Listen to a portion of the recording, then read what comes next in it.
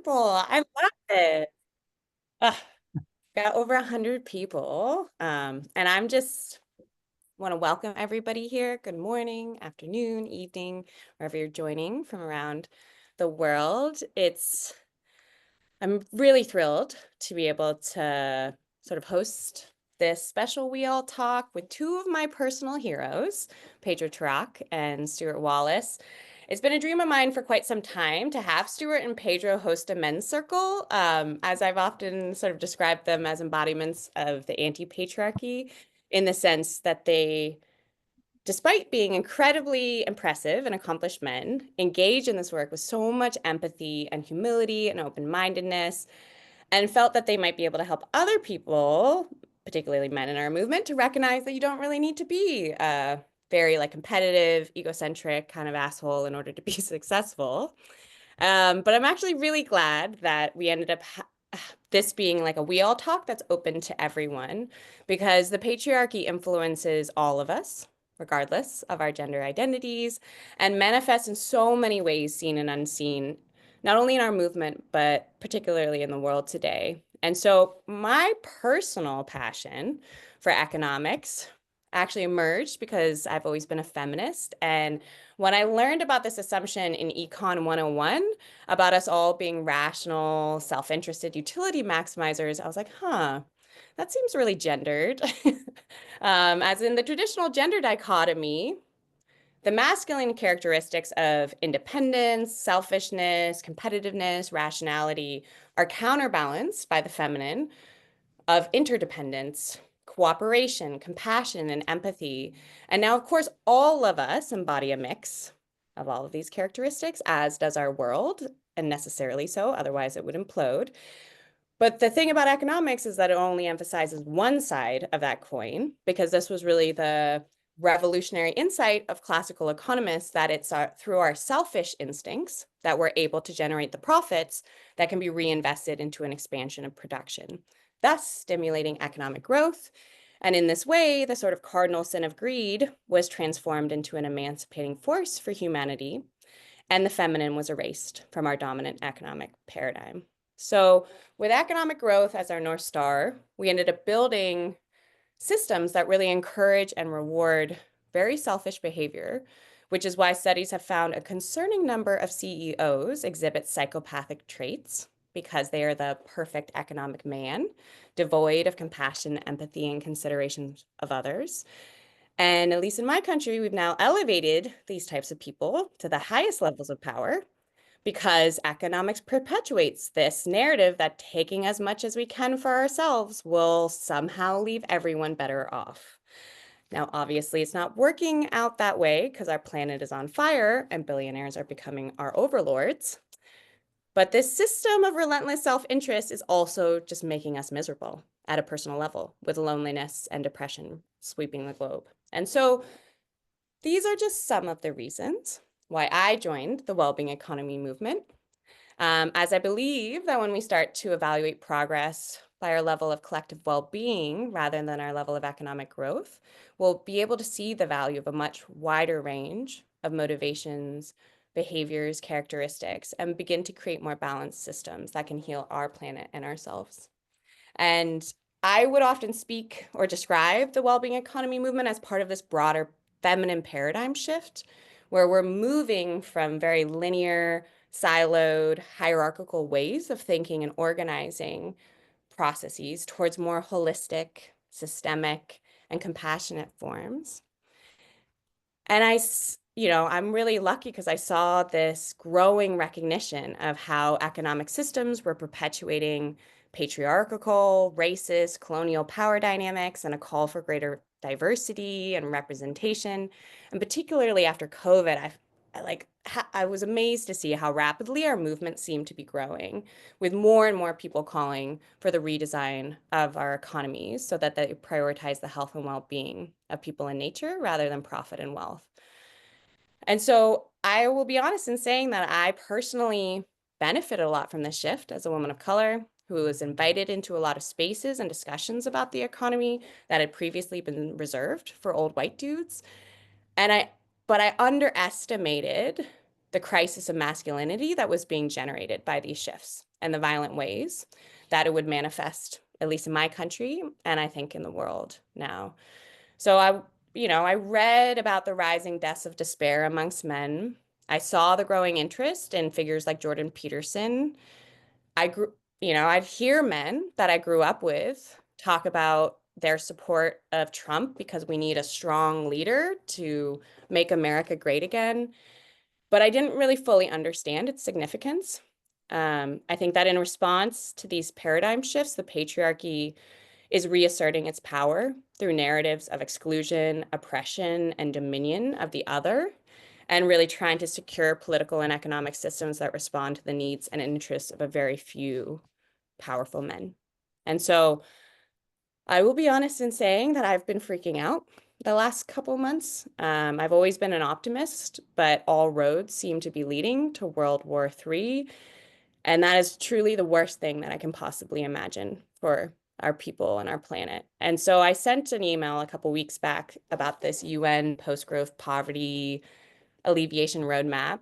And it must have come off quite a bit darker than I had anticipated, because a couple minutes later, I get a call from Pedro to check in and make sure I'm okay. I told him honestly, I was pretty scared for the world and I didn't know what to do.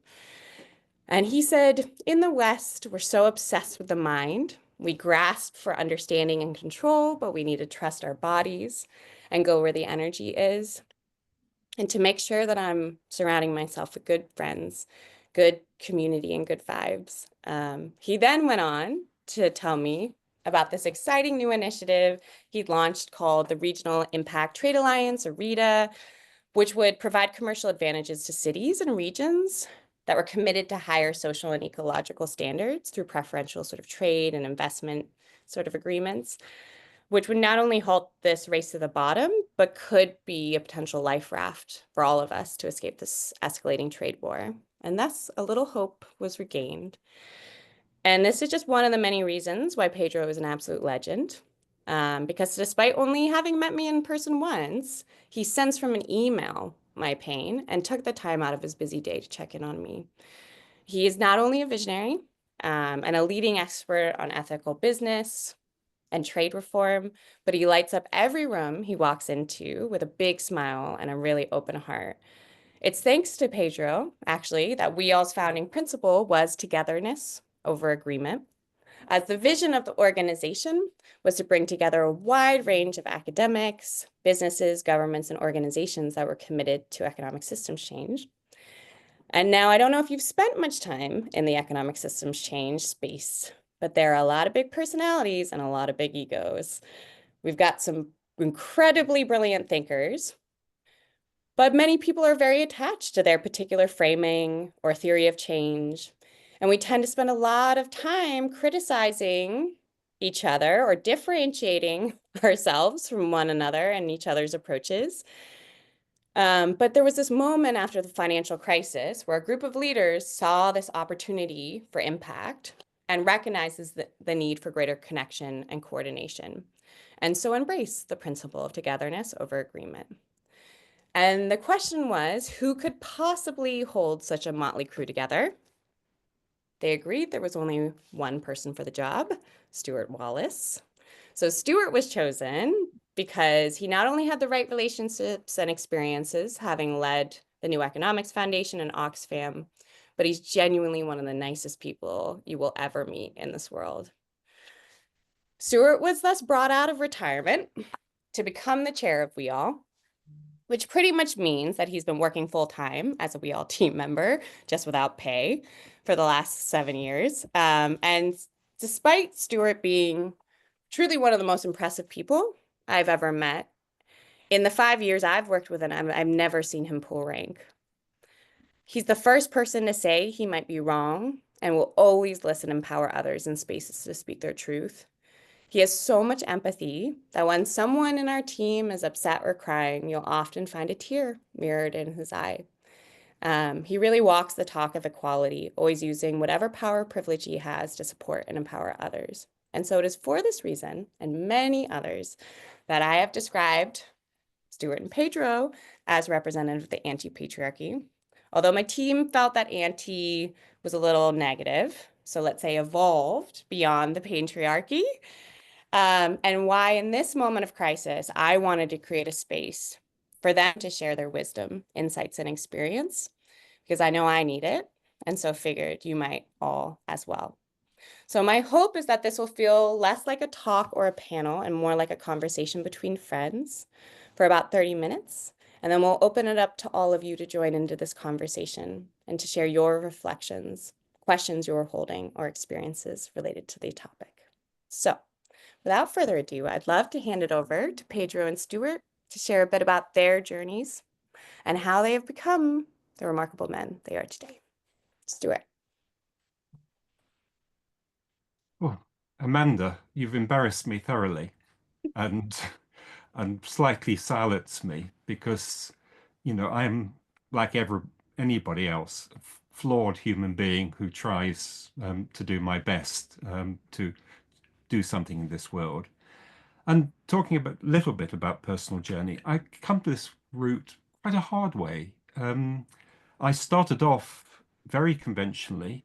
I was sent away to school at 7 to boarding school in a sort of middle class British family.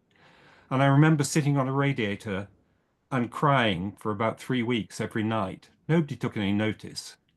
So I gave up on that and sort of thought I'd join in and, became very much trained in the sort of not quite the British Empire, but that whole thing of the norms of what you're supposed to do as a British man. Um, and literally, university, road, sports, all that sort of thing. Hopefully, at the same time, though, I did get brought to Christ by Billy Graham at Earl's Court Stadium, which was slightly strange. So I was, as well as I slightly softened in some ways my maleness, but I took it out in a sort of rather nauseous evangelical approach of trying to convert everybody else, which was pretty revolting when I look back. So I'm ashamed of all sorts of things at that time. But I then started traveling a lot, and that changed things initially for somebody who's quite conventional, just seeing how the kindest people were often the poorest. The Just seeing just how beautiful other people were and how they'd take you in the middle of nowhere in the mountains of Peru just because you're on your own or you didn't have anywhere to stay for the night. And just realized that started getting me thinking.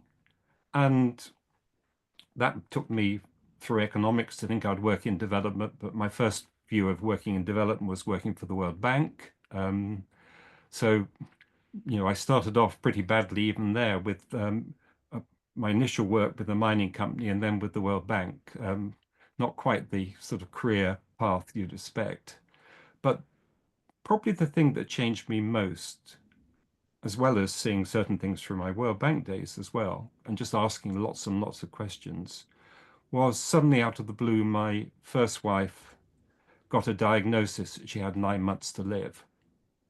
And she lived longer, but that changes everything when the person you love most in the world is dying and you get closer and closer and then suddenly somebody's gone. But I had then a 1-year-old and a 3-year-old to look after. And I did that for 4.5 years. And I think all that sort of experience took me naturally into what women across the world have to do. Of caring for children who are in vulnerable situations, who've lost their parents. And for a time, I raged at the world and raged at God, even though I wasn't sure I believed in God at that time. And suddenly one day I thought I'm either going to just turn out to be a bitter, angry person and not and spoil things for myself, but particularly spoil things for my children. And just suddenly one day things switch. I can't do anything about the past, but I can change the future. And when you've lost somebody you love, you realize how short life can be, how precious life is. And that really at that point, just that one day, things switched. I said, I'm going to do something to make a difference in this world. I wasn't quite sure what, but that path took me to Oxfam, running Oxfam's program, Oxfam Great Britain's programs around the world, and then to the New Economics Foundation, because it became clearer and clearer that economics was, and how we practice it, was a problem. And really that time in Oxfam, particularly spending time seeing and listening to women in villages, going to war zones, doing emergency relief work, you realize that, well, I could put it simply, that two of the biggest problems the men on the world are men and economics. Now, be a bit more nuanced. It's masculinity, it's toxic masculinity and the way we practice economics. But those are fundamental problems. And we talk about the second quite a bit. We don't talk about the first very much. And it's a massive problem. I would leave it there, I think, but pass over to Pedro. Well, first of all, thank you. This is an absolute gift to be with you having this conversation. If I would have to introduce myself as Pedro on this earth, I would say I'd love to say hello to each person who's in this call and discover your uniqueness. I mean, this is what I love and I enjoy mostly. And listening to Amanda and to Stewart, I just feel that we're part of a community who's searching and is in a journey. And also similar to what Stewart was sharing, I think I had my most challenging years of my life when I was just coming out from school, from high school, and it was during times in Argentina which were quite difficult. But as a youngster, of course, I was getting engaged with society, and I started sensing, unfairness and inequality in Argentina. But it was times where sensing and expressing oneself in that respect was dangerous. And I went through the missing of many of my friends, and that made me go to the essence, and the essence being, well, why on earth I'm living? You see, why was I ever born? And that sort of induced me to practice discerning and to practice the listening of inner calls, but as part of nature in Patagonia, in fact. And that took me to some decisions, which were during those times, was to do my postgrad on what later on was called environmental law and policy. And but it wasn't framed that way during those times. But so all my life I learned to discern and listen to callings, and realize that we're all part of the whole. I mean, those that have already lived, those that are living today, and those that are coming, are still to come to this life.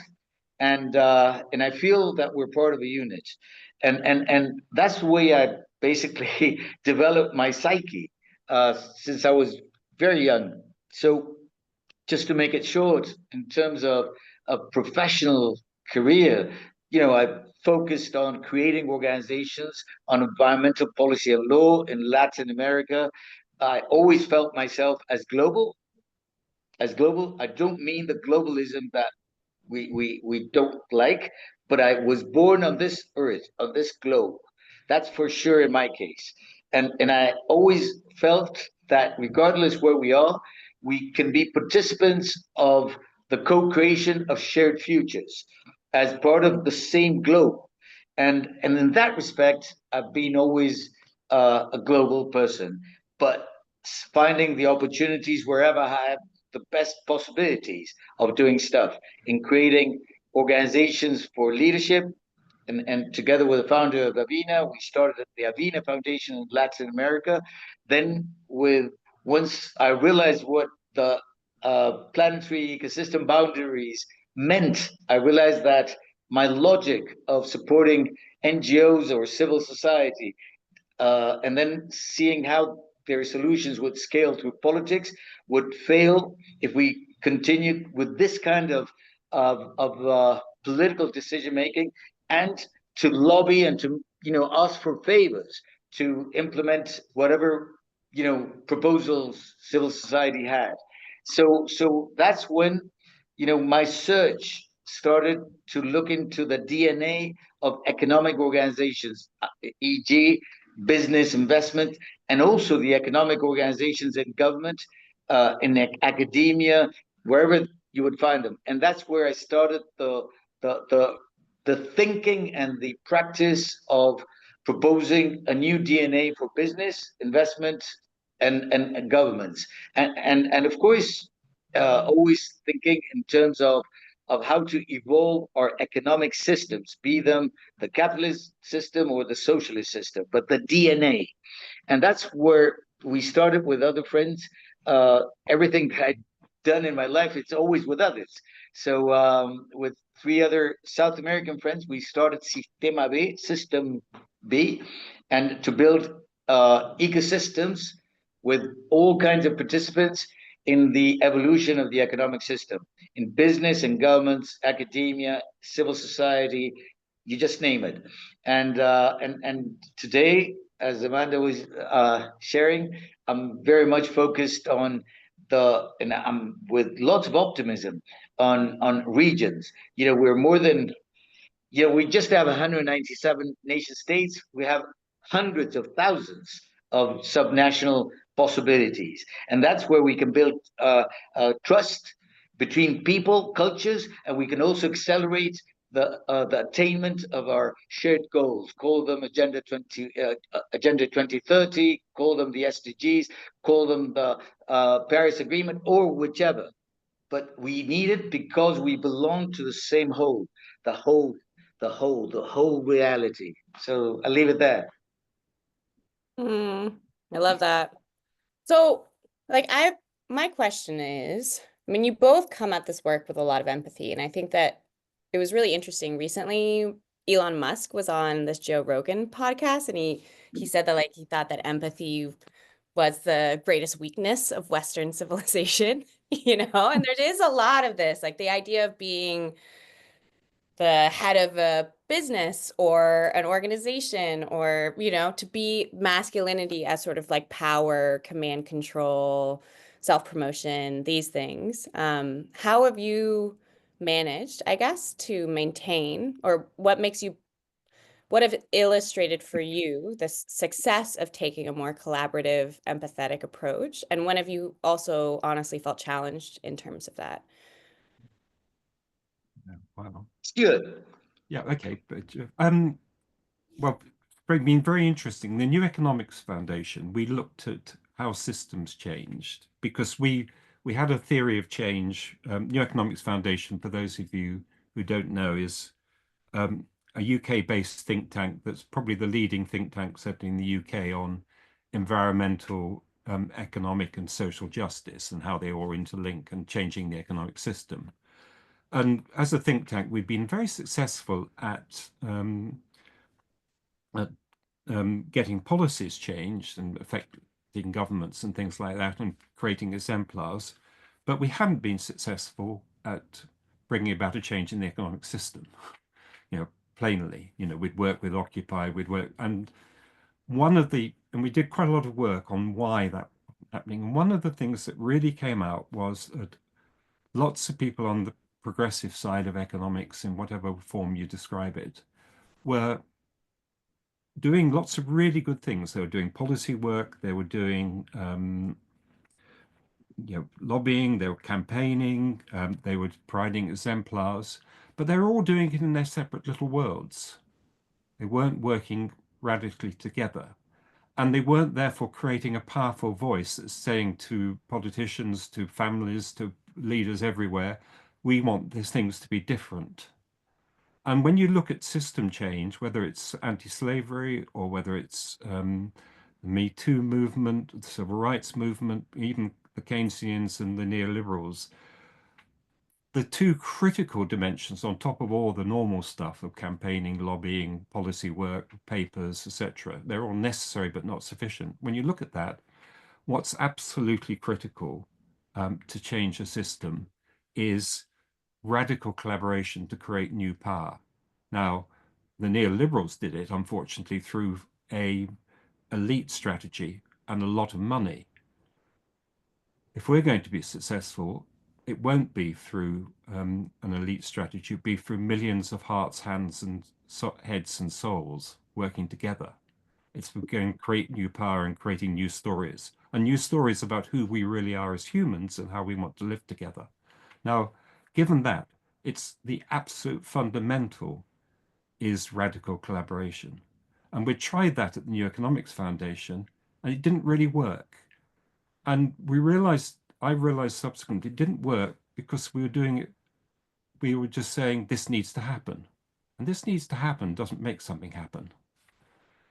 What makes things happen is a spirit of love, of humility, of actually being the thing, not just saying the thing.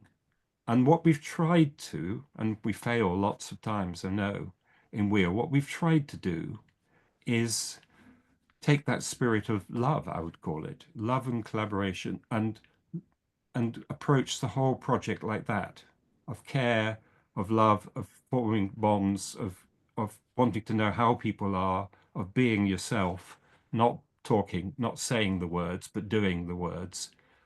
And that, I think, it showed that a really good way forward. Now, we've still got miles to go as WEAll, but the fact it's grown to 500 organizations, large numbers of people, nearly 20 national hubs in the space of those 6-7 years, is not because we've been saying the right things, I think. It's because of who we are and how we've been. And that's so, I fundamentally believe that change in this world is going to happen through that spirit of collaboration, closeness, and creating a sense that we're all in this together. And I call it love. And when you look at, we did a scientific study with the government agency at the New Economics Foundation about individual well-being. And we found that the typical things you'd expect, what gives people well-being as an individual is things like keep learning, keep active, you're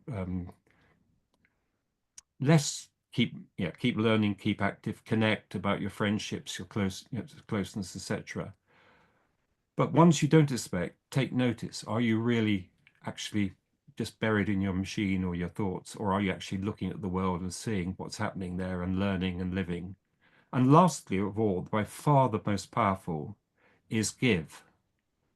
And give of your time, your money, your resources, your energy, but particularly your love. And if you think about it for 1 minute, economics doesn't have a view of give. And fundamentally, if we're going to shift things, and I always talk about economics anyway, it's not just about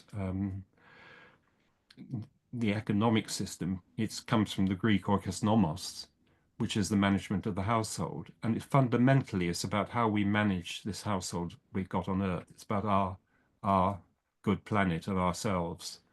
And so I do think we need to talk about love. And I think that's both a masculine and a feminine thing, and we should all be doing it, because I think that fundamentally is how we're going to shift things. And it can sound a bit twee, but actually we don't just need to talk about it, we need to do it. And I think that's fundamentally the most important transformative power we have. Pedro, I've said enough. I think that that's really so beautiful, Stewart.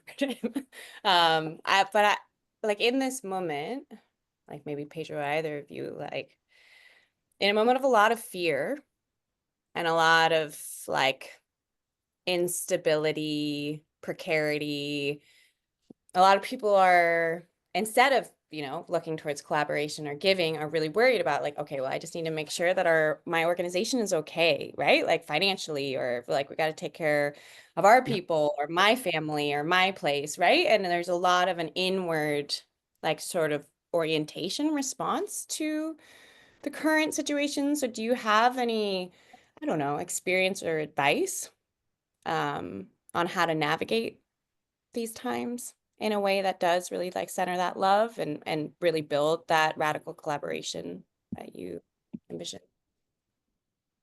Well, thank you so much for your words, to both of you, and for your question, Amanda. At this point of life, I feel that there's a skill that might be useful, and that's the skill of self-observation. And what do we observe of ourselves while we're actually speaking, while we're, thinking, while we're behaving? The self-observation, perhaps of the most fundamental, is the emotional quality. And the emotional quality is expressed in words, and it's what sustains everything else. That's what I feel, and perhaps it's because of where I come from, right? Where emotions have a high hierarchy in the world of humanity. So emotion, one can even think of, when those emotions are the source of resentment, are the source of frustration, are the source of fear, as you were saying, Amanda. But what do we lose by being humans? Just what do we lose by actually loving? And I have the experience of sharing a gathering every first Thursday of each September in the Northwest indigenous Argentina, very, very close to Bolivia, that people from anywhere in the world just gather, just meet. It's like a collective blind date, right? Nobody knows who's there. Nobody convenes. There's no agenda. There's no, timetable. You just go there. You just have to abide with three principles of self-observation. One, how you embrace the value of togetherness above the value of agreement, as you were mentioning before. The second principle is basically the full and serious dedication to the quality of language. Now, language being the most powerful of all of our tools in life, anywhere in the world. And of course, you can interpret that principle the way you want. It can be the language, the words, but it can be the body language. It can be how you have a conversation that builds into something else. It can be, but it's still, you dedicate energy to observe yourself, how you're actually expressing your language. And the third principle, it's basically committing to use the energy of sharing. This one here, I don't know if it's understood here, and not this one here. You see, so you just try to use, that energy, and it's a collective exercise of searching whatever emerges in whatever is resonant to that moment. So you might have people who are there because of a personal situation, of how to transcend, how to improve health, psychological health, how to actually redefine the economy, because anything, or the SDGs, or the international, context, whatever, it emerges, whatever is kicking, the stomach. And then groups of 20, 60 people go and walk together to the mountains surrounding this place. It's called Purmamarca. Purmamarca.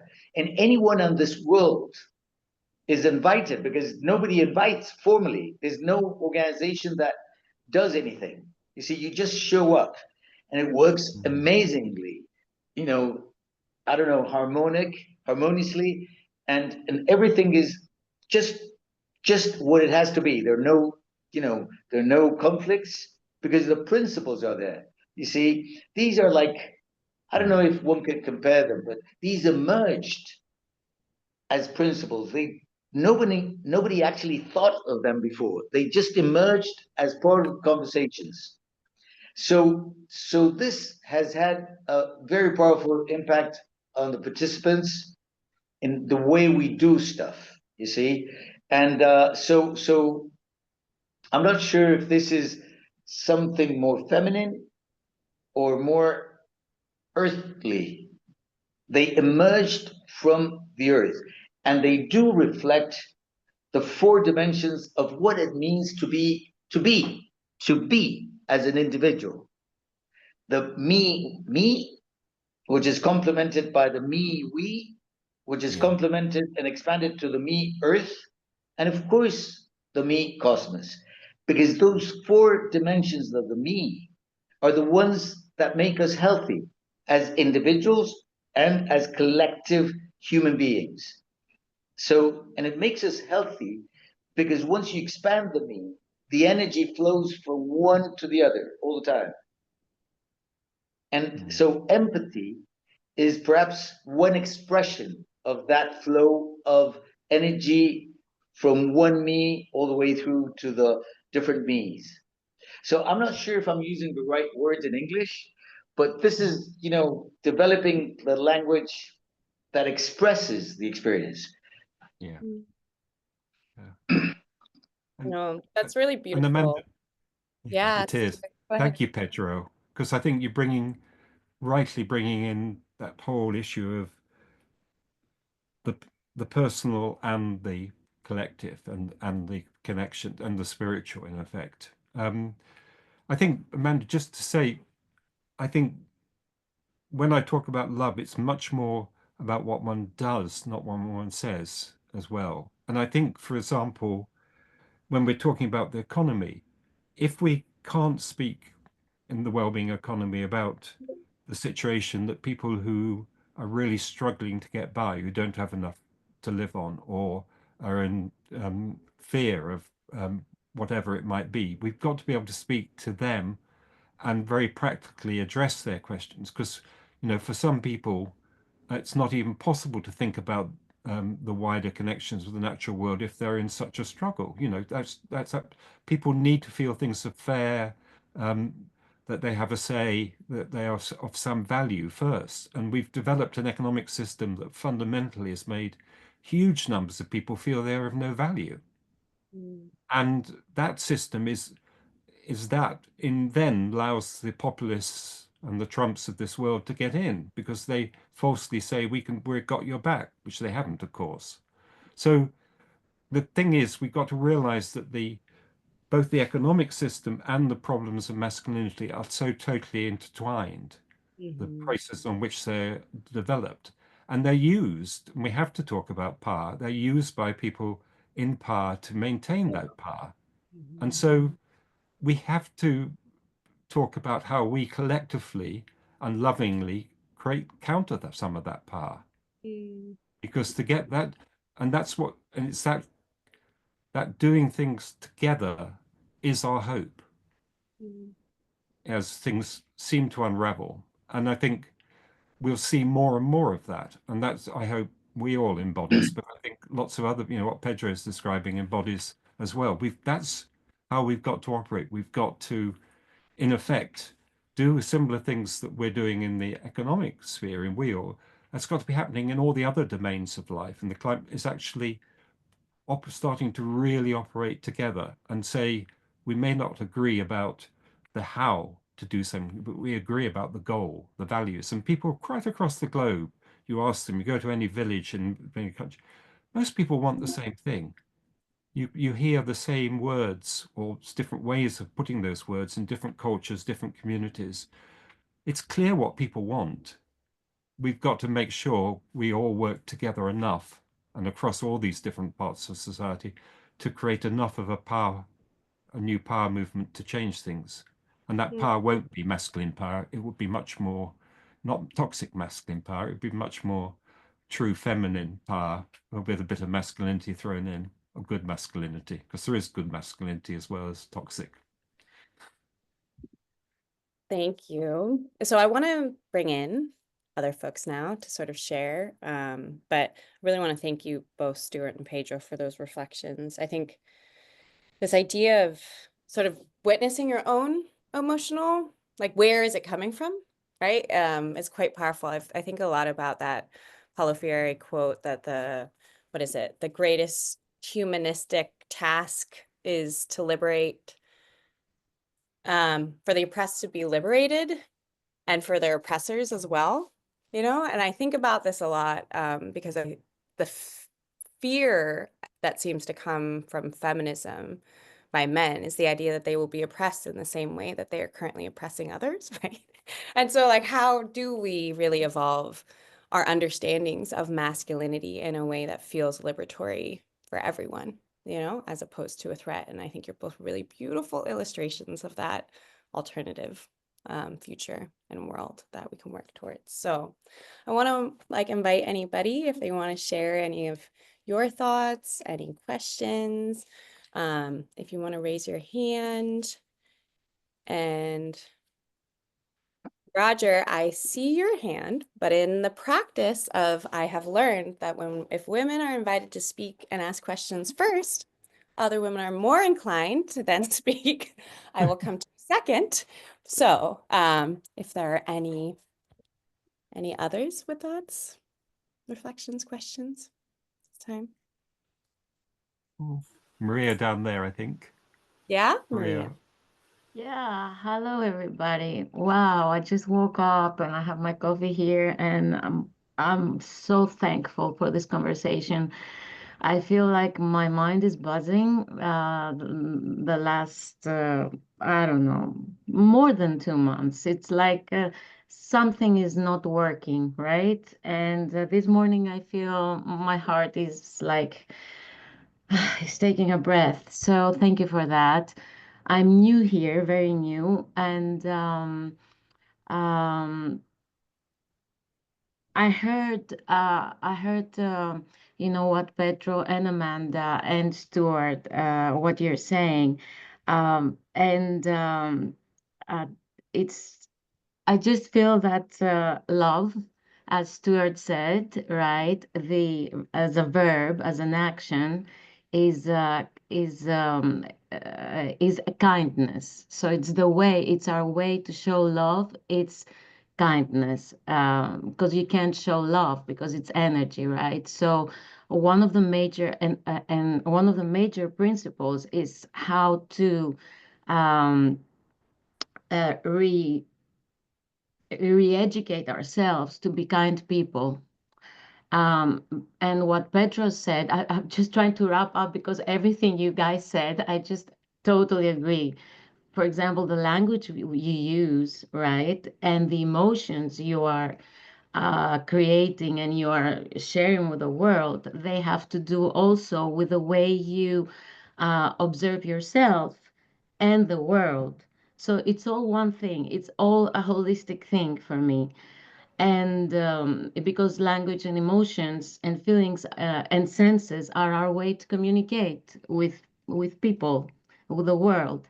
We don't have another way. But there is also something very, very important, and I think it's the way uh, we observe our thinking. As Pedro said, observation, self-observation is very important. And when we observe our thinking, we are so much, I see in these days, we're so much bombarded by information and so many different things that they just want to distract us for a real sense of humanity. And by trying, putting an effort all the time, not to be better, but doing more things, and that takes us out of our main thing, which is our center, right? And I figure out by the work that I've been doing for so many years, I feel that there is one thing that it's highly missing. Like for example, yesterday I was searching in the data of so many of like thousands of courses that have to do with business, that have to do with leadership, they have to do with self-development, they have to do with everything, creative writing, acting. I was putting everything there and I was looking at the data and I saw from every each of those, there was something that was missing. And I'm like, how is this possible? One thing was emotional intelligence, which we can say emotional intelligence is something that we say, okay, IQ and EQ, which is the balance in a way of the right and the left of we are unbalanced, right? But the other main thing was the ethics. I think people forgot to live with ethical values, because it's like an umbrella, the ethics, the values you carry. And how is this being taught in people? How is this a main principle of how people think? I work with Kakuma refugee camp in Africa, right? And I'm doing my best to help people there, and I see their ethical code is so much higher than people in the West. They are the poorest people, young people on earth, and their ethics, it's so high. So it has nothing. And also, one other thing that I wanted to point out, and that's a personal story. I come from a family. I'm from Greece, and I come from a family. I was blessed to have two parents, my mom and my dad. They were both very powerful people and very strong personalities with uniquely healthy masculine and feminine qualities. And then I got married, and I have a son and a daughter. And I experienced an abuse from my ex-husband to my son, not to my daughter. So I saw that he totally different. What's the word? His actions were totally different than the way he felt towards his son than to his daughter.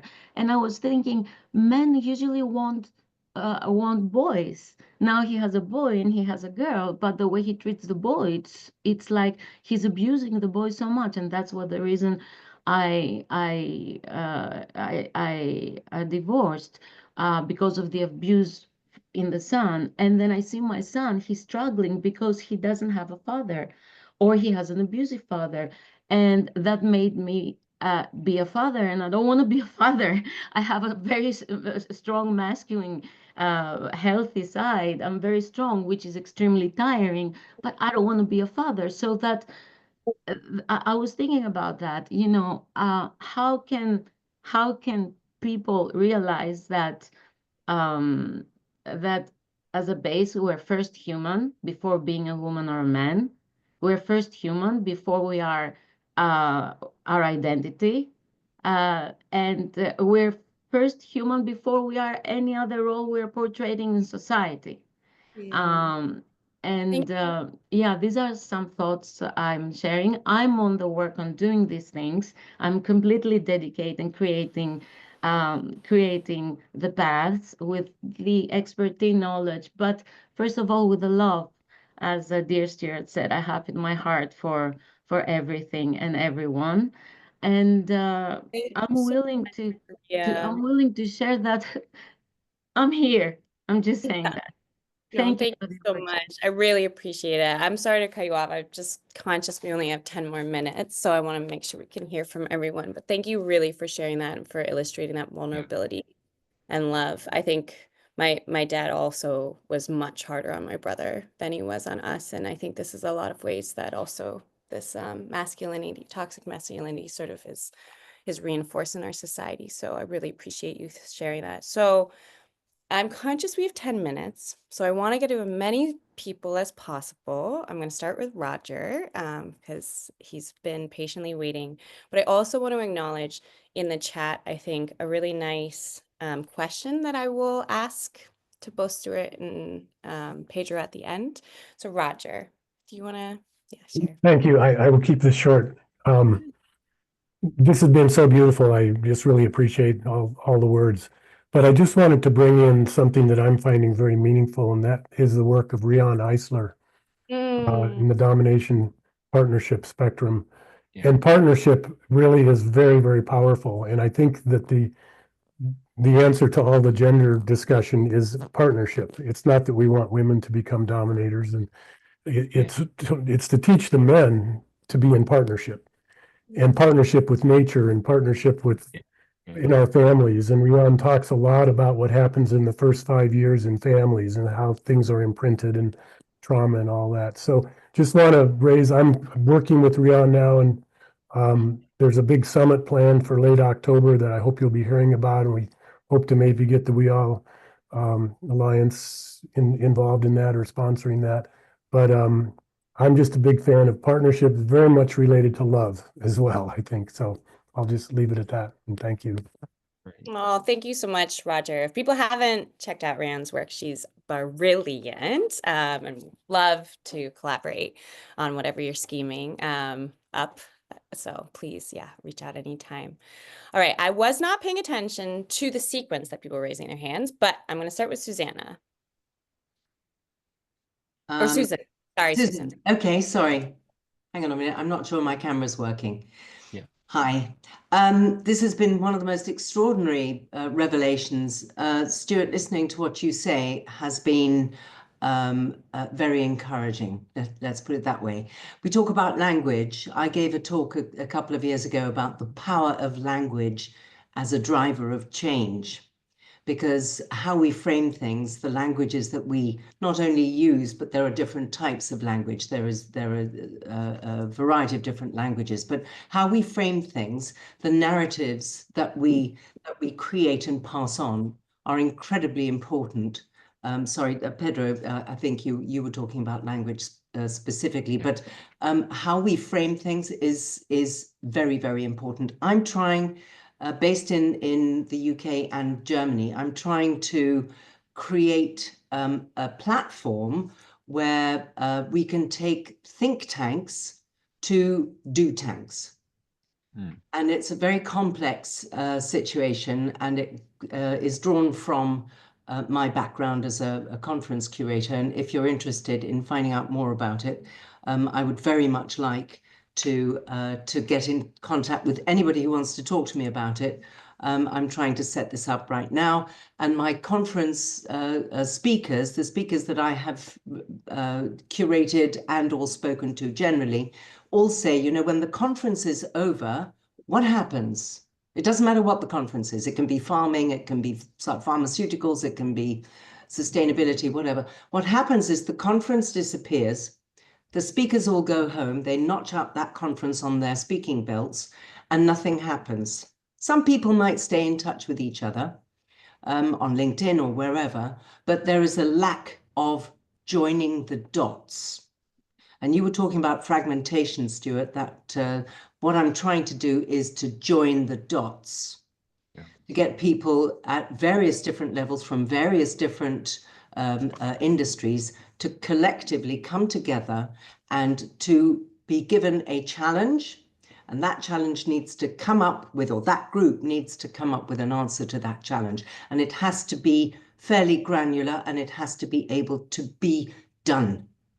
And it has to be given to those people who can do it. So anybody who wants to get in touch with me, I will put my email address here in the chat. Thank you so much, Susan. It sounds like very exciting. All right, Deborah?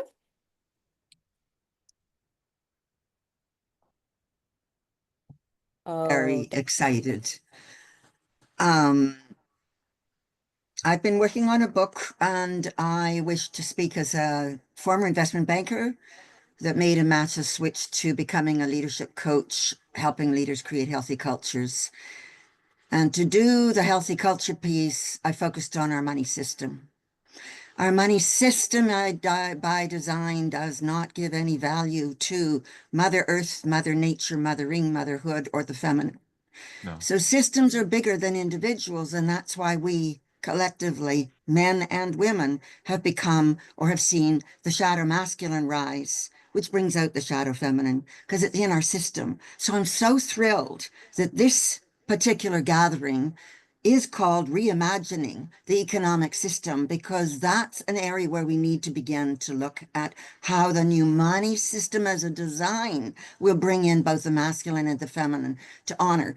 We've got different steps to be able to get there, and we may need to go through more pain before we're able to access that collective love and compassion that brings us all together to say, enough already, we're going to make this shift. And I treat it like the caterpillar turning into the butterfly. The caterpillar at the end of its life will kill off each imaginal cell of the butterfly until the butterfly imaginal cells stick together. And that's what we're doing right here. And gradually the caterpillar will dissipate because it'll run out of energy. And we've got to hold that faith. I really thank you for this connection. Thank Oh, you. Deborah, thank you so much. I definitely want to read your book when it comes out. Fascinated by alternative monetary systems and currencies. So It's also what that out of balance system does. We project our unhealed wounds onto money and are unaware of it. So we create a trap for ourselves. yes, We're totally hooked into the money system and we designed it. We feel that if we don't have money, we'll die. And yet we didn't come out of the womb saying, mommy, mommy, I need money. Yeah. Thank you so much, Deborah. So all right, I'm conscious we only have 2 minutes left. And so I want to acknowledge Julietta, Jenny, Annalise, Isabel, and is it Met? Yeah. Apologies for my horrible American accent. I don't know that we're going to have time to get to your questions or comments right now, but I would love for you to share them in the chat so we can, hold them, and love to, re-engage in this dialogue. But as just a quick closing, I know we only have 1 minute, so we'll have to be very quick. I do want to ask and acknowledge a question that was in the chat around one tip that we would give Pedro Stewart, and I guess myself as well, around how do you actually embrace these principles of like love and collaboration as a way to challenge toxic masculinity and an uncaring economy. You have one tip. Pedro? Stuart. Oh. Okay. No. I'm not sure it's one tip. I think well, just quickly, our quotes from somebody called Jean-Yves Leloup. He wrote, "Action is not enough. Meditation is not enough. We need both together. And we need something more that we can call grace, beauty, or love, because it is the grace, this beauty, and this love that changes ourselves and the world." In other words, the point is we've got to work on ourselves all the time. Because I've done various bits of therapy. I've learned the hard way. Sometimes I make horrible mistakes and say I'm sorry. So really being self-critical in a loving way, but we've also got to do things, and it's not enough either to do personal development or to do things. We need to do both. That's really the tip. So much, Stuart. Pedro? Yeah, thank you, Stuart, for that as well. I'm not sure, again, if it's one tip, but definitely designing the system, redesigning the system, joining the dots, as we just heard.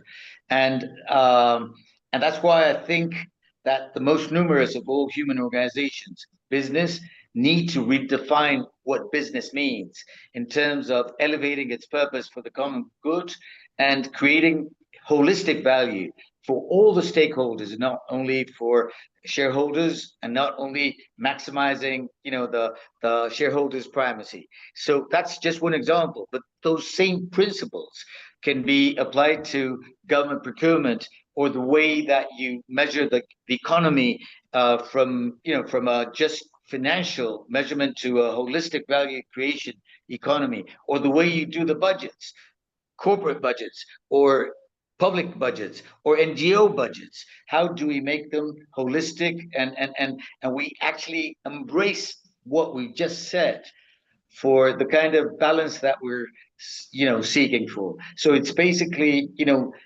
the dots of what we have in our fragmented minds and elevating the purpose for the common good. And that's going to be much healthier for individuals, communities, and also for the planet in the short term and the long term.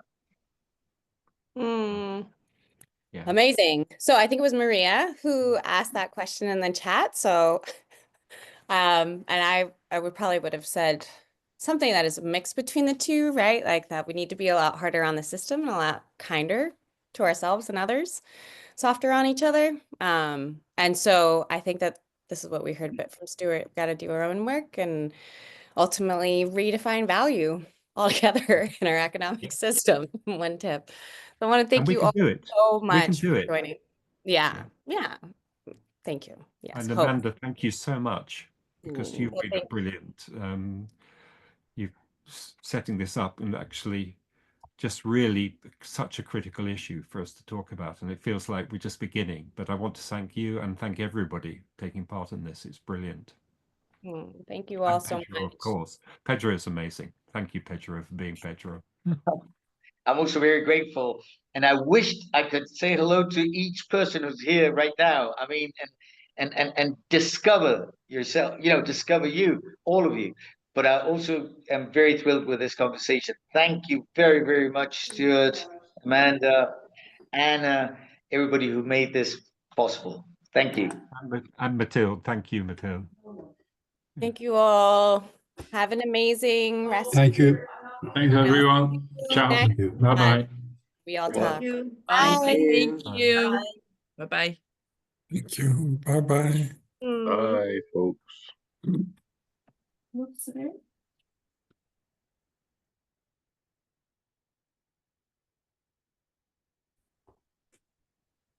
Hi, everyone. Sorry we didn't get a chance to get to everybody's